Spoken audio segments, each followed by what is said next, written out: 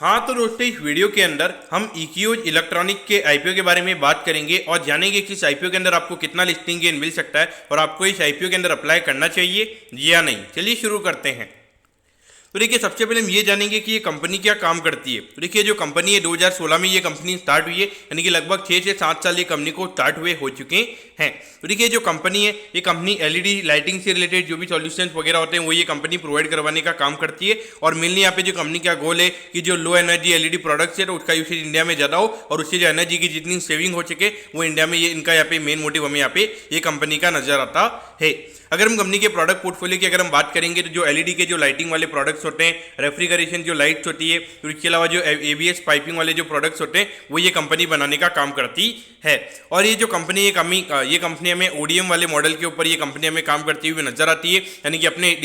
अपने जो यानी कि जो कंपनी की डिज़ाइन होती है उसके हिसाब से कंपनी यहाँ पे प्रोडक्ट को मैन्युफैक्चर करने का काम करती है। फिर उसके बाद में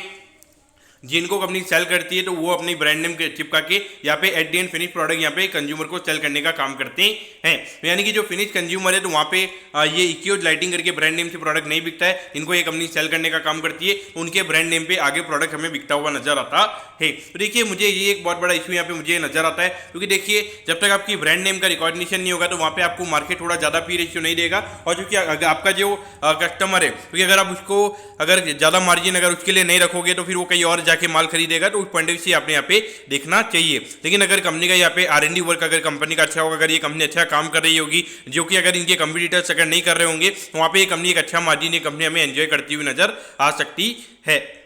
उसके अलावा अगर हम देखेंगे तो रेवेन्यू के बारे में हम बाद में यहाँ पे बात करने वाले ही हैं और यही मेन हमें यहाँ पे ये कंपनी काम करती हुई नजर आती है।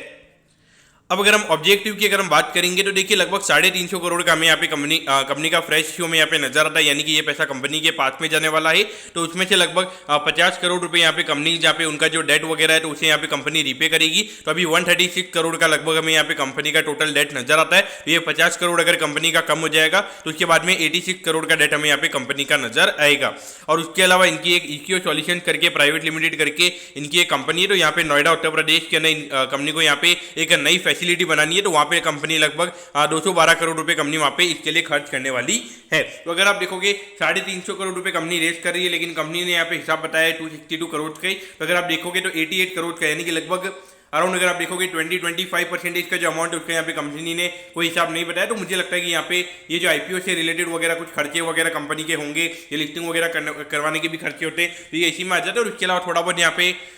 थोड़ी पार्टी वगैरह भी मुझे लगता है कि कंपनी की तरफ से यहाँ पे होती होगी।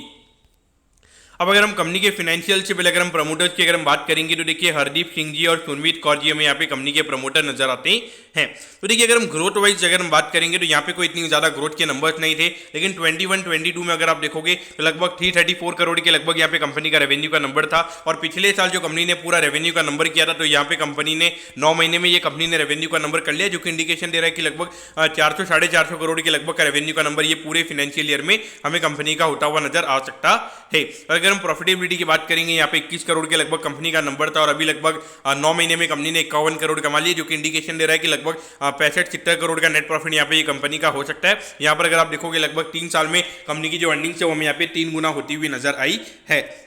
लेकिन देखिए, मुझे यहाँ पे अभी जो कंपनी का आईपीओ आता है वो नजर आ रहा है, क्योंकि पिछले साल अगर आप देखोगे जितनी भी लाइटिंग वाली कंपनी है, खास करके अगर आप देखोगे हेवेल्स हो गया तो इनका बिजनेस वगैरह काफ़ी अच्छा परफॉर्म करा है। अगर आप देखोगे पॉलीकैब वगैरह हो गया, तो मैं ये नहीं बोल रहा हूँ कि वो कंपनी जिनकी कस्टमर्स हमें यहाँ पे नजर आती है, लेकिन उनके बिजनेस से आपको थोड़ा पता चल जाता है कि ये कंपनी का बिजनेस भी कैसे चलता हुआ नजर आएगा। और देखिए, अगर हमें ये जो चाइना प्लस वन स्ट्रेटेजी की हम जो बातें करते हैं, यानी कि अगर हमको जो चाइना से हमारा इतना ज़्यादा जो इलेक्ट्रॉनिक प्रोडक्ट्स हम इंपोर्ट करते हैं, तो अगर हमको कहीं ना कहीं कम करना है तो ये जो कंपनीज है इन्हें लगभग 25-30% चाहिए जैसे इन कंपनीज को ग्रो होना पड़ेगा, तभी हमारा यहाँ पे जो डिपेंडेंसी वो यहाँ पे कम रहेगा। और ये जितना ज़्यादा प्रोडक्शन कैपेसिटी इनका बढ़ाएंगे तभी जाके जो कॉस्ट पर प्रोडक्शन यूनिट हमारी वो हमारी कम होती हुई नजर आएगी और फिर ये हमारी इकोनॉमी के लिए बेनिफिशियल रहेगा।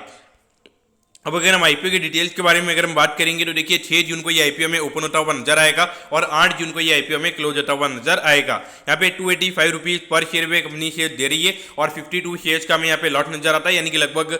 14,800 रुपये यहाँ पे आपको एक लॉट के अप्लाई करने के लिए लगने वाले हैं। यहाँ पे टोटल इश्यू साइज की अगर हम बात करेंगे 607 करोड़ का आईपीओ में यहाँ पे नजर आता है, 350 करोड़ रुपये यहाँ पे कंपनी के पास में जाने वाले हैं और उसके अलावा 257 करोड़ रुपीज़ यहाँ पे जो है वो यहाँ पे कंपनी के प्रमोटर के पास में हमें जाते हुए नजर आएंगे। तो देखिए यहाँ पे पहले बाजार में ये खबर चल रही थी कि 500 करोड़ के लगभग यहाँ पे आईपीओ आने वाला है, लेकिन जब ग्रे मार्केट में अराउंड 30-40% का प्रीमियम आने लगा था तो वहाँ पे जो प्रमोटर्स का ऑफर फॉर सेल है उन्होंने यहाँ पे 160 करोड़ से और यहाँ पे बढ़ा दिया है। तो कहीं ना कहीं देखा जाए तो प्रमोटर यहाँ पे अगर इतना अच्छी लिक्विडिटी अगर मार्केट में अवेलेबल है तो उसे यहाँ पे फुल टू यहाँ पे प्रमोटर एंजॉय करना चाहते हैं और इसीलिए वो यहाँ पे 160 करोड़ रुपए अपना और यहाँ पे मार्केट में लिक्विडेट कर रहे हैं।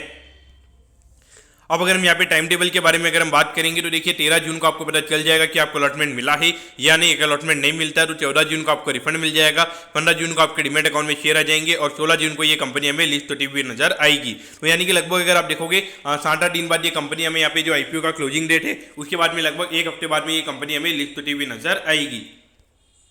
अब अगर हम वैल्यूएशन के पैरामीटर्स पे अगर हम बात करेंगे तो देखिए अगर हम ये 65-70 करोड़ की अर्निंग्स अगर हम ये फाइनेंशियल ईयर की अगर हम कंपनी की मान के चलते हैं तो उसके हिसाब से अराउंड 30-32 के फॉरवर्ड पी पे कंपनी का ये आईपीओ में आता हुआ नजर आ रहा है। उस पॉइंट ऑफ व्यू से अगर आप देखोगे जिस तरीके की फिनोमिनल लिक्विडिटी अभी मार्केट में अभी अवेलेबल हो जाएगी, अभी इतनी लिक्विडिटी अवेलेबल नहीं है, लेकिन अभी जिस तरीके से मैनकाइंड फार्मा की लिस्टिंग हुई है तो उसके बाद में आईपीओ मार्केट में काफी अच्छी लिक्विडिटी आने लगी है। और मेन यहाँ पे ये बात है कि लोग यहाँ पे एचएनआई के अंदर खास करके अगर आप देखोगे तो काफी लेवरेज लेके यहाँ पे आईपीओ में अप्लाई कर रहे हैं। उस पॉइंट ऑफ व्यू से देखा जाए तो यहाँ पे 30-32 का जो पी रेशियो मेरे ख्याल से कोई ज्यादा एक्सपेंसिव नहीं है। और जिस तरीके से ये कंपनी ग्रो कर रही है, खास करके अगर आप देखोगे पिछले 3 साल में कंपनी की अर्निंग्स यहाँ पे 3 गुना हो गई है, जहाँ पे अगर इतनी ज्यादा अगर ग्रोथ के नंबर्स अगर आ जाते हैं तो